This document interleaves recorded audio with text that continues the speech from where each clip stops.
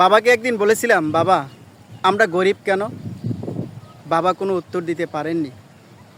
বাবা শুধু এতটুকুই বলেছিলেন, আমরা গরিব নয়, আমাদের একজন মালিক আছে, উনি আমাদের পরিচালনা করেন, উনি আমাদের দেখেন। সেদিন বাবাকে কোনো উত্তর আমি দিতে পারিনি। বাবার এমন কথা শুনে আমারও হৃদয়টা সেদিন কেঁদেছিল।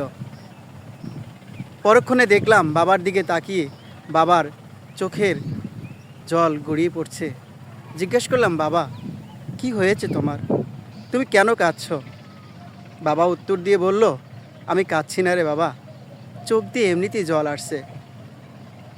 তখন বুঝতে পারলাম বাবাকে যে আমি কথাটি বলেছিলাম, হয়তো বাবা অনেক কষ্ট পেয়েছে। তাই আমি বলবো, প্রিয় বন্ধুরা,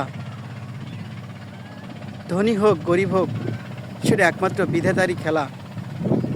উনি পারেন একজনকে ধনী করতে, একজনকে গরিব করতে। যে যে অবস্থায় আসি সেটা নিয়ে সন্তুষ্ট থাকবো ইনশাল্লাহ।